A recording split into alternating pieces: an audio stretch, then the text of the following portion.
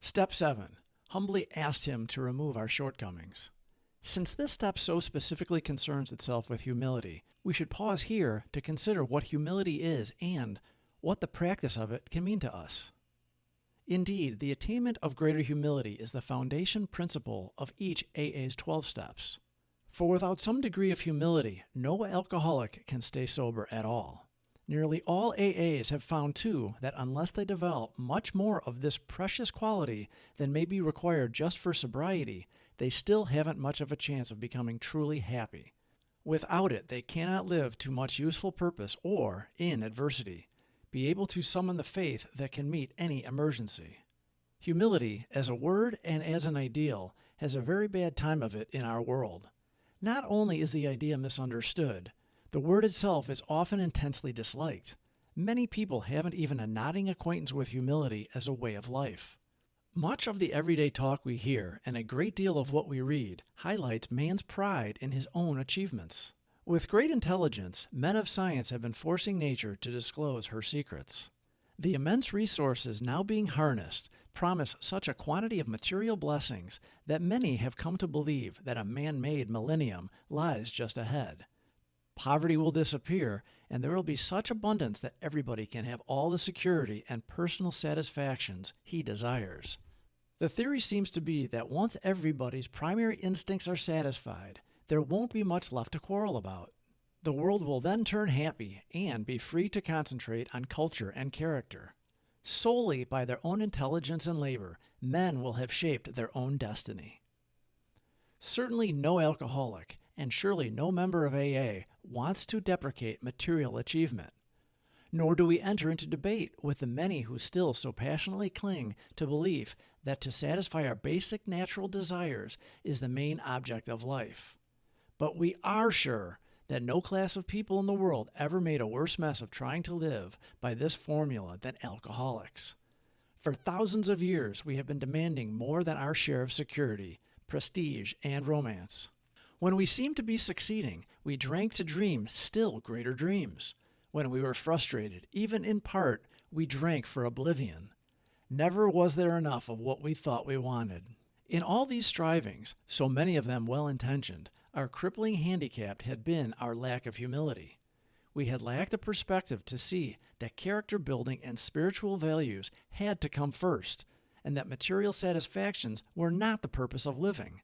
Quite characteristically, we had gone all out in confusing the ends with the means.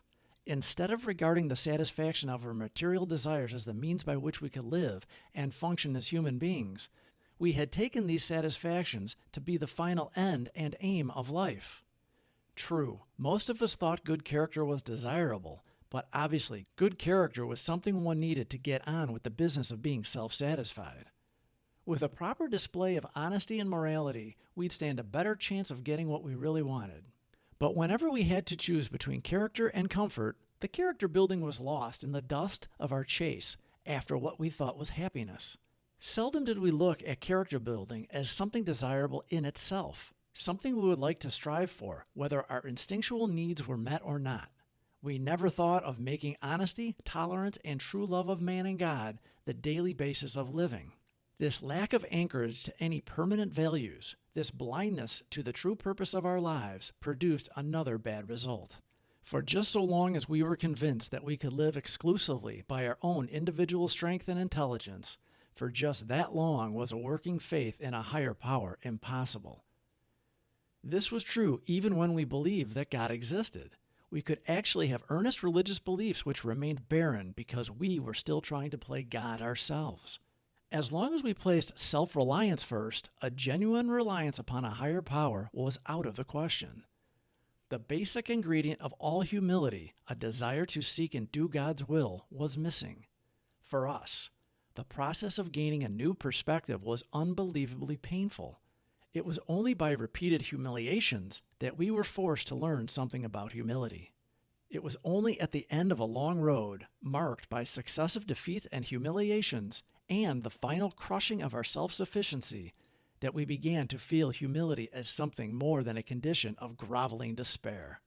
Every newcomer in Alcoholics Anonymous is told, and soon realizes for himself, that his humble admission of powerlessness over alcohol is his first step toward liberation from its paralyzing grip. So it is that we first see humility as a necessity, but this is the barest beginning. To get completely away from our aversion to the idea of being humble, to gain a vision of humility as the avenue to true freedom of the human spirit, to be willing to work for humility as something to be desired for itself, takes most of us a long, long time. A whole lifetime geared to self-centeredness cannot be set in reverse all at once. Rebellion dogs our every step at first. When we have finally admitted without reservation that we are powerless over alcohol, we are apt to breathe a great sigh of relief, saying, "Well, thank God that's over. I'll never have to go through that again." Then we learn, often to our consternation, that this is only the first milestone of the new road we are walking. Still goaded by sheer necessity, we reluctantly come to grips with those serious character flaws that made problem drinkers of us in the first place. Flaws which must be dealt with to prevent a retreat into alcoholism once again. We will want to be rid of some of these defects, but in some instances, this will appear to be an impossible job from which we recoil. And we cling with a passionate persistence to others which are just as disturbing to our equilibrium because we still enjoy them too much. How can we possibly summon the resolution and the willingness to get rid of such overwhelming compulsions and desires? But again, we are driven by the inescapable conclusion, which we draw from AA experience, that we surely must try with a will, or else fall by the wayside. At this stage of our progress, we are under heavy pressure and coercion to do the right thing. We are obliged to choose between the pains of trying and the certain penalties of failing to do so. These initial steps along the road are taken grudgingly, yet we do take them.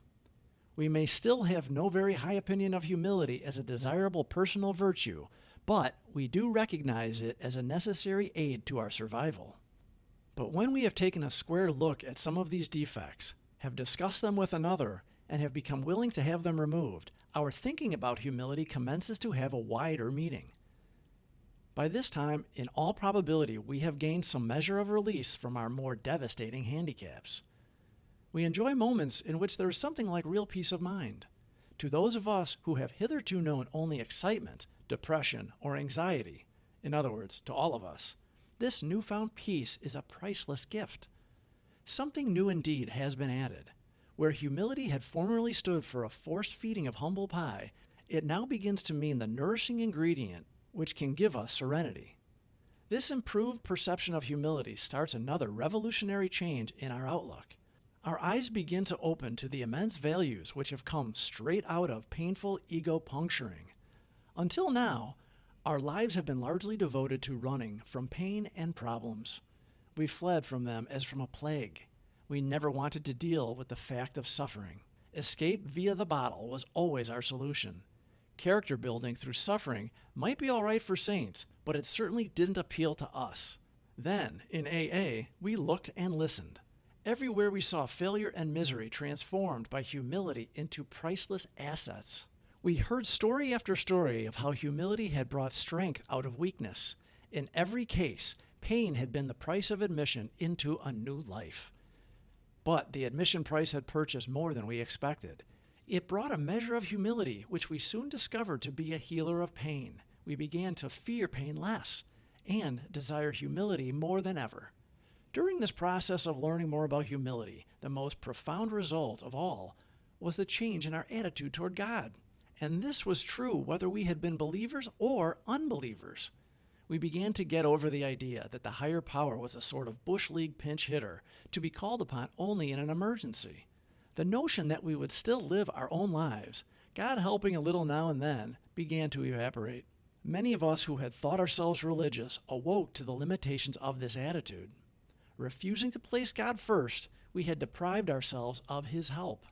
But now the words, "Of myself I am nothing, the Father doeth the works," began to carry bright promise and meaning. We saw we needn't always be bludgeoned and beaten into humility. It could come quite as much from our voluntary reaching for it as it could from unremitting suffering. A great turning point in our lives came when we sought for humility as something we really wanted, rather than as something we must have. It marked the time when we could commence to see the full implication of Step 7. Humbly asked him to remove our shortcomings. As we approach the actual taking of Step 7, it might be well if AAs inquire once more just what our deeper objectives are. Each of us would like to live at peace with himself and with his fellows. We would like to be assured that the grace of God can do for us what we cannot do for ourselves.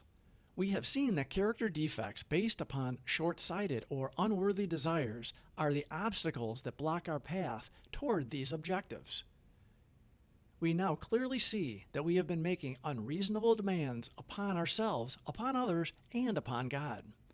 The chief activator of our defects has been self-centered fear, primarily fear that we would lose something we already possessed or would fail to get something we demanded. Living upon a basis of unsatisfied demands, we were in a state of continual disturbance and frustration.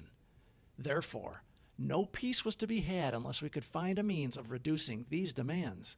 The difference between a demand and a simple request is plain to anyone. The 7th step is where we make the change in our attitude, which permits us, with humility as our guide, to move out from ourselves toward others and toward God. The whole emphasis of Step 7 is on humility. It is really saying to us that we now ought to be willing to try humility in seeking the removal of our shortcomings, just as we did when we admitted we were powerless over alcohol, and came to believe that a power greater than ourselves could restore us to sanity. If that degree of humility could enable us to find the grace by which such a deadly obsession could be banished, then there must be hope of the same result respecting any other problem we could possibly have. Please subscribe for more videos. Thank you for watching.